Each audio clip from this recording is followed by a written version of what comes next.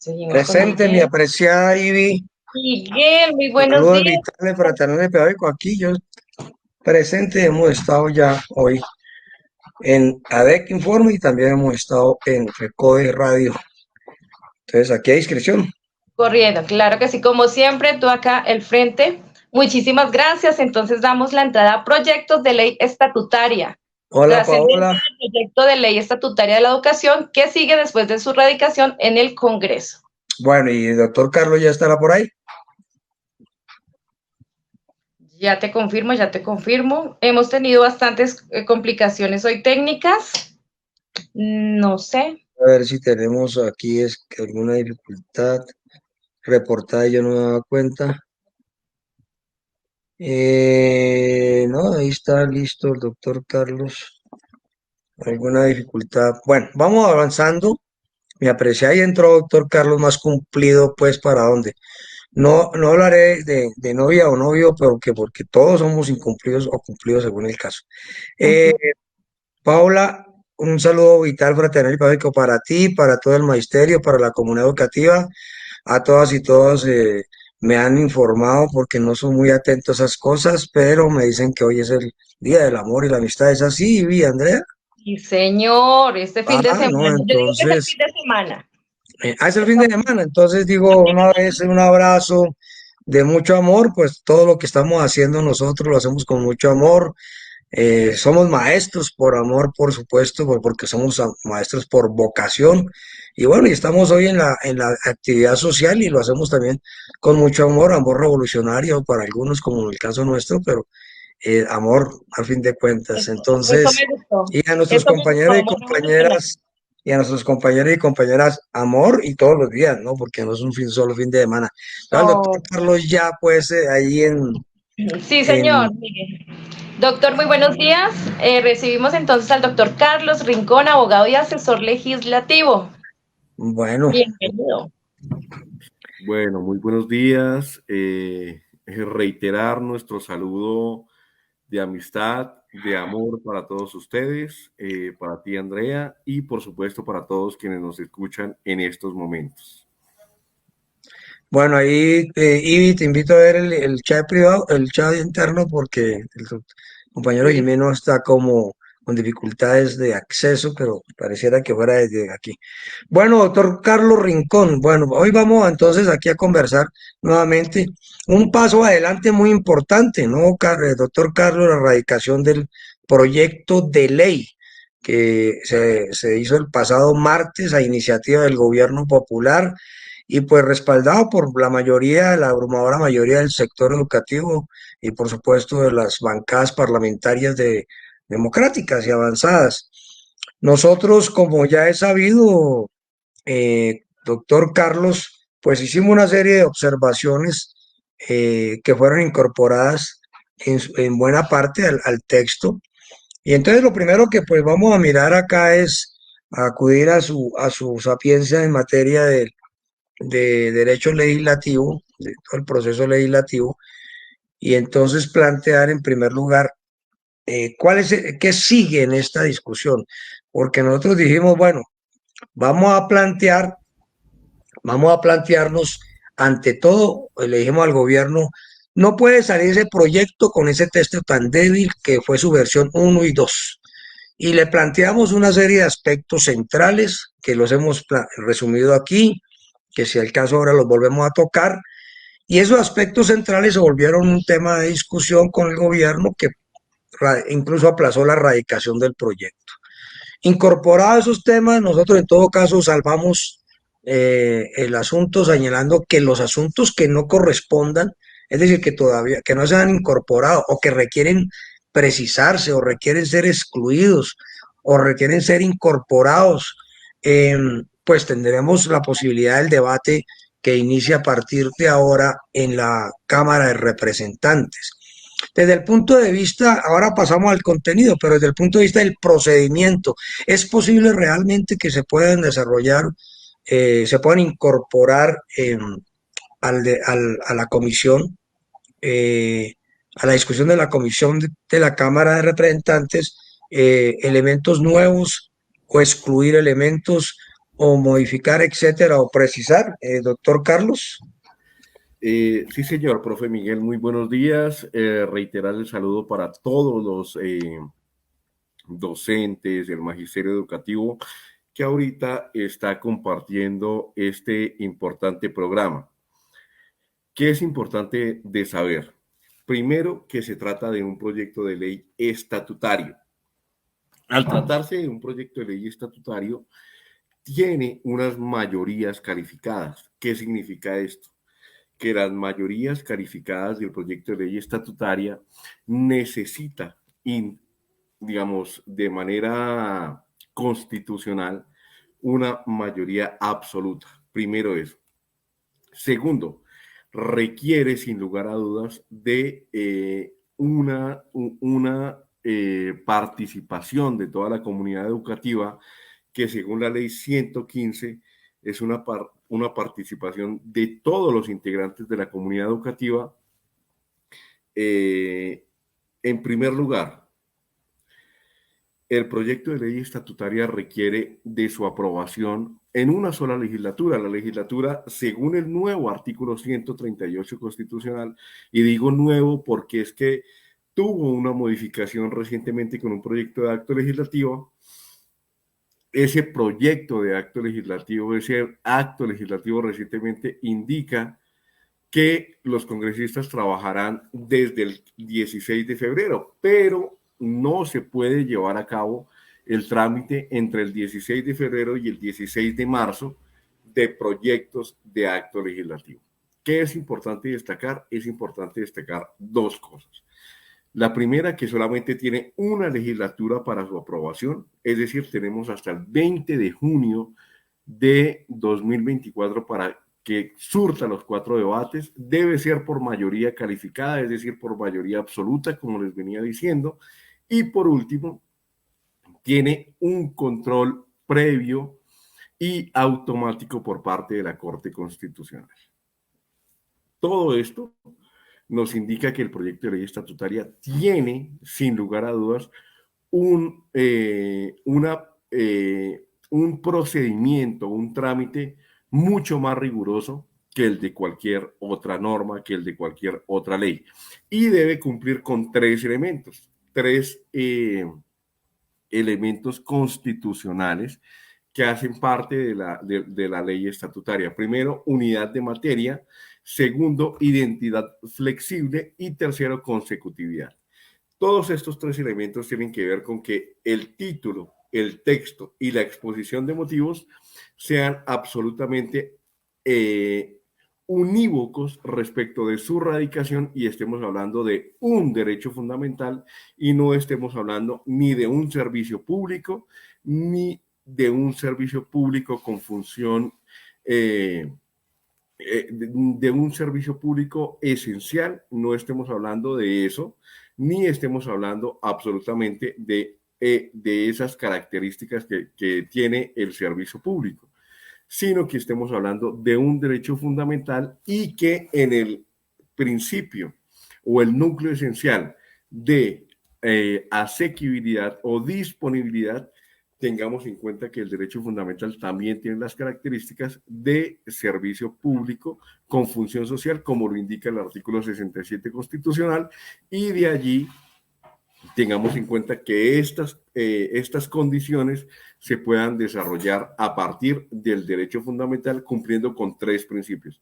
Unidad de materia. ¿Qué significa unidad de materia? Significa que el título, el texto y la exposición de motivos tengan univocidad y de ahí para adelante las proposiciones que se propongan, valga el pleonasmo, y por supuesto todos los elementos que tengan en cuenta el derecho fundamental a la educación. Bueno, doctor, hablábamos de unidad de materia, hablábamos de identidad flexible y el tercero decía cuál, estoy aquí en la clase de Derecho. Consecutividad, profe Miguel. ¿Qué significa? Bueno, entonces ya vimos ejemplo de unidad de materia, está absolutamente claro. ¿Cómo lo de identidad flexible? Yo creo que pongámoslo también. Yo creo que estos asuntos son muy importantes ahora. Entonces, ¿cómo lo de identidad flexible? Un ejemplo. la identidad flexible y la identidad relativa de la que habla la Corte Constitucional significa que no podemos incluir en los segundos debates elementos que no hayan sido discutidos en los primeros debates. Es importantísimo que toda la comunidad educativa tenga en cuenta estos elementos porque nos invita, nos convoca a participar alrededor del derecho fundamental a la educación. Bueno, y consecutividad, bueno, ya está precisado. Bueno, entonces ahora pasemos al otro aspecto, el tema del contenido, ¿sí? Digamos que nosotros, doctor Carlos, como es de su conocimiento, y lo expresamos así ante la reunión con las bancadas que tuvo el Comité Ejecutivo de FECODE el pasado lunes, las bancadas parlamentarias, tanto después del pacto y de otros sectores progresistas y alternativos y democráticos, pues nosotros expresamos más o menos que habíamos planteado incorporar al texto como 5 asuntos centrales. El primero de ellos, por supuesto, señalar que toda reforma educativa progresista requiere de establecer o centrarse o tener dos ejes sine qua non, que es el primero, el de la financiación estatal y adecuada, porque por los derechos se materializan es con financiación estatal y por supuesto adecuada para que sean además derechos con dignidad que se presten, que se logren, sí, prestar. Entonces, digamos que ese es un aspecto para nosotros clave que requería ser incorporado. Dos, el tema de las libertades académicas, dado que la escuela trabaja con la apropiación y generación de conocimiento y necesitamos pues que queden claros los aspectos que tienen que ver fundamentalmente con el desarrollo y la posibilidad de que el conocimiento no tenga limitantes de ninguna índole y que se pueda discutir para llegar a conclusiones de conocimiento más avanzado.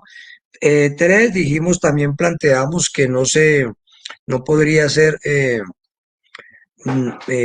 menor a las conquistas del movimiento pedagógico, es decir, y a las conquistas de la ley 115 del 94, y sobre esa base hicimos una serie de proposiciones en materia de garantizar los 3 grados de preescolar en los colegios públicos, en la educación media, en la Universidad de Educación Media especializada, en que la educación de jóvenes y adultos quede realmente garantizada como parte de la educación formal, sobre educación inclusiva, sobre educación rural, sobre escuelas normales. Hicimos una serie de apreciaciones que para nosotros son sustanciales. Cuarto, el tema que se está planteando aquí, que no podría tomarse como artículo rector el artículo 67, porque precisamente es el problema, negó los derechos, limitó el derecho, el artículo 67 de la Constitución, al señalar que no, el Estado no se obligaba al preescolar de 3 grados, sino al grado 0, no se obligaba a la educación media, sino hasta el 9º grado. La educación media realmente existe gracias a las luchas de FECODE en el país, pero pues obviamente todavía hay un 47% por fuera de las aulas en edad escolar en 10º y 11. Y también nosotros allí planteamos que el artículo 67 negaba pues una serie de asuntos, especialmente fuera de las edades, fuera de los 5 años, previo a los 5 años, posteriores a los 9 años. Y por eso decimos que el artículo 67 no podría ser el rector y señalábamos que lo que hay que invocar era toda la jurisprudencia que las calles y las cortes han desarrollado en el propósito de considerar un derecho fundamental y ojalá algún día podamos hacer una reforma constitucional al 67 para poner a la educación en los derechos de primera generación. Digamos que estas reformas buenas que planteamos. Usted conoce el texto como lo conocemos todos y todas. ¿Cuál es su opinión sobre las incorporaciones más esenciales, más importantes, quitemos la palabra esencial, más importantes, tanto que propuso FECODE, sí, como los que propuso el resto del sector educativo, los del sistema universitario estatal, etcétera, que vale la pena registrar entre la primera y segunda versión y la versión que después de una discusión con el sector educativo, como se lo planteamos nosotros, y no solamente con los tecnócratas, radicó el Ministerio el gobierno el pasado martes. Sí, señor profe Miguel, es importante destacar, importantísimo, destacar que este proyecto de ley estatutario incluye, digamos, una trazabilidad absolutamente relevante respecto de la jurisprudencia que ha desarrollado la Corte Constitucional. Lo primero es decir y decirle a toda la comunidad educativa que esta es una iniciativa realmente que propone el Ministerio de Educación Nacional, pero que está rodeada de muchos elementos que la Federación Colombiana de Trabajadores y Trabajadoras de la Educación ha incluido, ha reiterado, de manera absolutamente reiterativa y como ex asesor de FECODE, puedo decir sin lugar a equivocarme, que la federación ha impulsado por parte de la garantía del derecho fundamental a la educación. Uno de esos elementos está en el artículo segundo relativo a la naturaleza y a los fines de la educación. Y es que establece que la educación es un derecho humano fundamental, un bien común.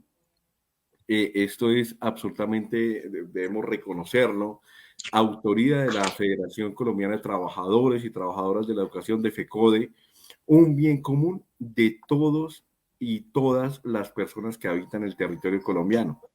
Es importante destacar que al reiterarse como un bien común, como un derecho humano fundamental, como una garantía de derecho fundamental, estamos hablando que tiene dos elementos. El primero, que es para todas las personas en cualquier edad, y el segundo, para todos los niveles de la educación. Digamos que yo quiero destacar esa absoluta certeza de que estamos hablando de un derecho fundamental, de un derecho que tiene intrínseca relación con la dignidad humana y que tiene intrínseca relación con la persona por el simple hecho de ser un ser humano. Entonces, toda esa relevancia, todo ese proceso tiene que ver con la dignificación, por supuesto, del derecho fundamental a la educación, con la dignificación del proceso, como lo indica en su artículo 33, si no me equivoco, de la profesión docente, y por supuesto, con la dignificación de la educación en otros elementos o situaciones de la vida de las personas, que incluye, por ejemplo, en su artículo 19, derecho fundamental a la educación campesina y rural, en el artículo 20, derecho fundamental a la educación para jóvenes, adultos y personas mayores, en el artículo 21 nos habla del derecho a la educación de las víctimas del conflicto armado interno, en el artículo 22 nos habla del derecho fundamental a la educación de personas privadas de la libertad, del derecho fundamental de pueblos étnicos para participar en el diseño de los sistemas educativos propios. En el artículo 24 nos habla del derecho fundamental a la educación para personas con discapacidad. Es decir, es un proyecto amplio que requiere, y como lo hablábamos en otros conversatorios con el profesor Miguel Pardo, nos indica de darle a esta propuesta del gobierno nacional propuestas que signifiquen también llevar adelante este proceso en los términos legislativos que se consideraron previamente. Bueno, creo que esto ha sido clave, pues, ha sido un acierto participar en este proceso. La invitación a todo la comunidad educativa y el país es precisamente a dos invitaciones en una. La primera, obviamente, tomar el texto y ponerlo en discusión con el propósito de observar y hacer las observaciones ahora, porque son ahora que se pueden hacer las observaciones y que podemos llevar como ciudadanos y como organizaciones al debate de la Cámara de Representantes en su primera en su primera vuelta, como se dice, que es la debate en comisión. Este es un aspecto sustancial. Y segundo, creo que aquí hay que señalar que estamos entonces, acabamos de pasar una semana donde se resalta el tema del derecho, no solamente con la radicación del proyecto de ley estatutaria que estamos hablando, sino con el tema de la reparación al movimiento sindical, que reconocimiento como víctima, y ahora viene el tema de la reparación al movimiento sindical como víctima del conflicto armado. Y entonces estamos observando que estas propuestas que como por ejemplo la que estamos hoy trabajando aquí con el doctor Carlos, son producto de la movilización social y que se han vuelto hoy proyectos a iniciativa del gobierno popular.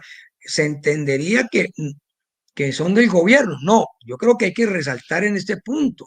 No son del gobierno popular, la presenta el gobierno popular, pero son de la movilización social, ¿sí? Del estallido social, y creemos que esto se está traduciendo en derechos. Por supuesto, hay muchas discusiones, pero creo que hay dos formas de afrontar el contenido. Una es haciendo lo que tenemos que hacer, es de pugnar porque se convierta en ley de la República con el contenido que la reivindique como ley estatutaria. Eso es muy importante, y no lo que está pretendiendo hacer la derecha, ¿sí? Que viene en un debate, ha iniciado un debate en la cual pretende señalar que destinar los recursos del Estado a la educación y al derecho como derecho fundamental es una inequidad y es un privilegio, porque los recursos del Estado, según ellos, deben ser para los particulares y no para la población que así requiere del derecho. Es una discusión que ya se abrió y que creo que nosotros debemos estar muy bien parqueados, como se dice popularmente, sobre ese tema para que podamos fortalecer e impulsar. Este ya entra entre los proyectos de ley a fortalecerlo en el texto, pero también en la movilización social, que entre otras cosas está planteada por esta y otros motivos el próximo 27 de septiembre. Doctor Carlos, no sé si quisiera cerrar ya el tema con alguna de un minuto, porque ya aquí Iván nos está haciendo las señas respectivas. Sí, señora, sí, señor, profe Miguel, y sí, señora, a mi querida Andrea. Señoritas. Quiero decirles lo siguiente, y es que el derecho fundamental a la educación es una iniciativa de la Federación Colombiana de Trabajadores de la Educación. Es decir, esto no es novedoso para FECODE, no es novedoso para el magisterio, no es novedoso absolutamente en la jurisprudencia constitucional para la Corte Constitucional. Es un tema que se recoge de todos esos conceptos que ha tenido, por ejemplo, profe Miguel, desde que su merced ha sido ejecutivo de la federación y ha sido el director del Centro de Investigaciones del CEID de FECODE.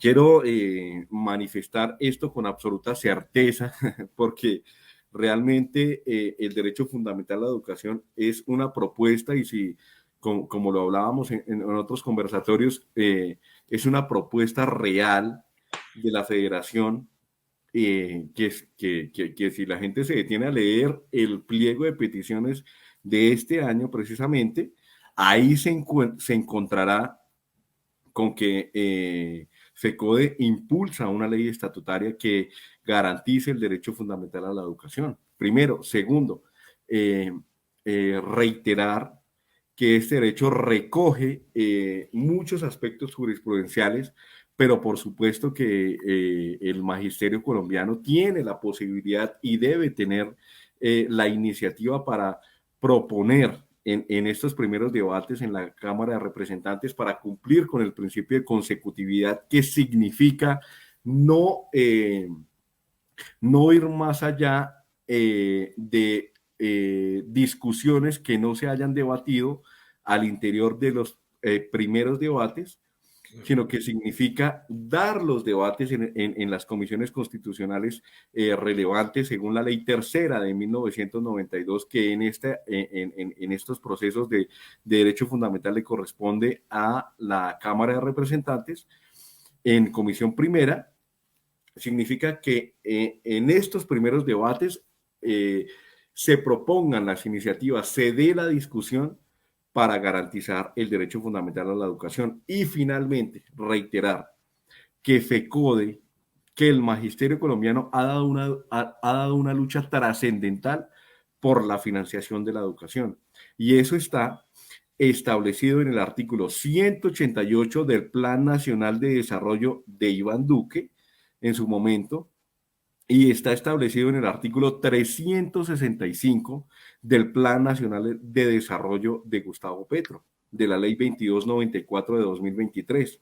Es decir, que esa financiación, que esos elementos estructurales para que superen y para que garanticen la educación están establecidos en los planes de desarrollo en una lucha, digamos, frontal y característica que ha dado FECODE para que este sistema general de participaciones incremente real y progresivamente sus recursos para garantizar el derecho fundamental a la educación. Es decir, FECODE ha hecho la tarea completa, profe Miguel. Bueno, así es, doctor Carlos. Entonces, a la pregunta que hicimos, ¿qué sigue después de su radicación en el Congreso? Un gran debate para incorporar lo que resta en el texto, en esta primera comisión, teniendo en cuenta los principios que ha planteado el doctor Carlos. En segundo lugar, una gran movilización porque hay que fortalecerlo y creo que esos son los asuntos centrales y en esto nos vamos a emplear a fondo. Quiero agregar entonces que además hace parte también de un compromiso que hicimos el pasado lunes las bancadas de los parlamentarias de los sectores democráticos con la Federación de concurrir y de trabajar conjuntamente con este propósito.